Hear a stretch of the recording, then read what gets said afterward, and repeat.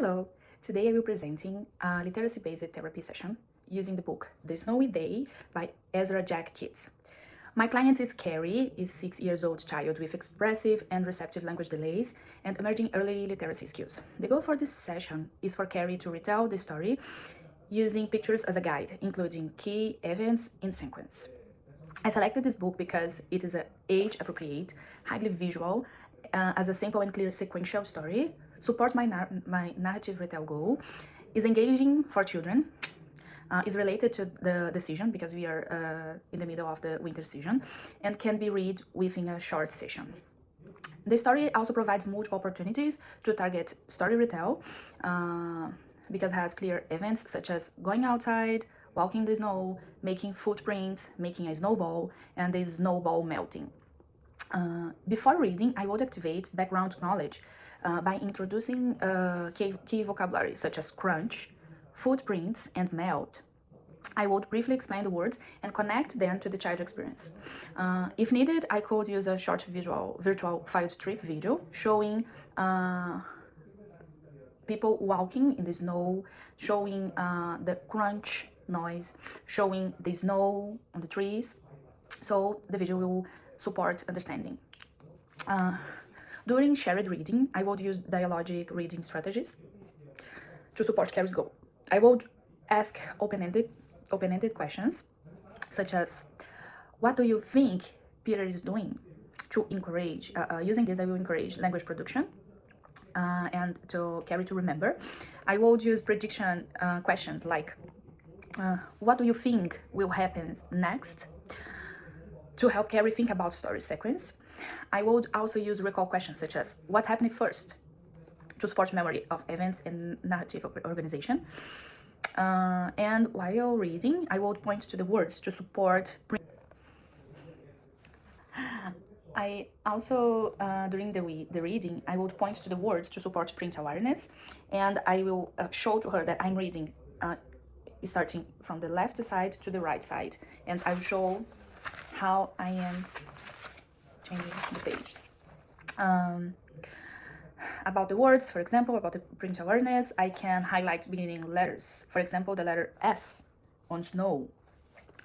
This strategy helps Carrie to stay engaged and support her ability to retell the same story later. After reading, I would ask comprehension questions to check understanding, including who and what questions about the story, and inferential questions include why and how questions, such as why the snowball melted. This helps prepare Carrie for the retell activity. For skill practice, Carrie will use story sequence cards to retell the story in order to using sequence words like first, next, then, last. I'm planning to use these 4 orders. The visual supports help reduce language demands and support organization for story events. But if Carrie presents some difficulty, I will reduce using the sub-steps. So instead to use 4 pictures, I will start to use 3 pictures. And I will provide verbal prompts. But if she is successful, I will increase the task. So she will retell the story using all sequence cards, but I don't will provide any visual cue, such as the worksheet. For the parallel activity, she will create her own snow day story by drawing a picture and verbally retelling what's happening using sequence words. So she will follow the same idea for the activity. For home programming, caregivers will read a short picture book with Carrie and ask her to retell the main events using simple sequencing questions such as what's happening first, next, and last. Carrie may look at the pictures while retelling to support memory and organization. I choose this activity for home programming because Carrie caregivers are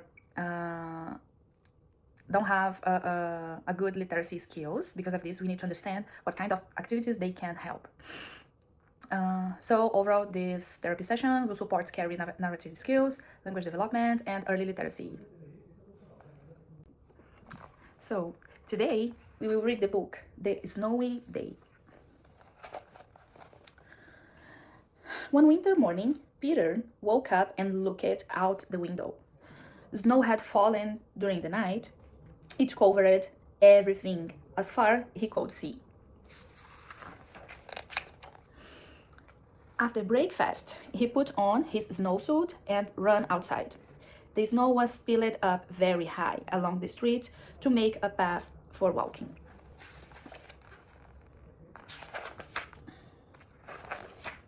He walked with his toes pointing like that. Then he dragged his feet slowly, and he found something sticking out of the snow that made a new track. It was a stick that was just right for... Down fell the snow. Plop.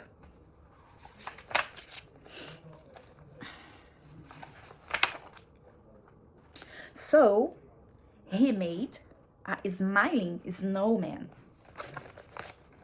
and he made an angel. He pretended he was a mountain climber.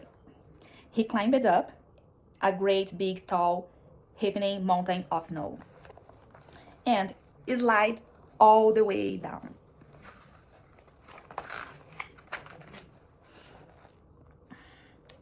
He picked up a handful of snow and another and still another.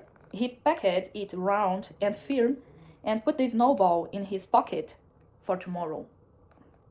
Then he went into his warm house. He told his mother all about his adventures while she took off his wet sock. And he thought about them. Before he got into bed, he looked in his pocket. His pocket was empty. The snowball wasn't there. He felt very sad. While he slept, he dreamed that the sun had melted all the snow away. But when he woke up, his dream was gone. The snow was still everywhere. New snow was falling.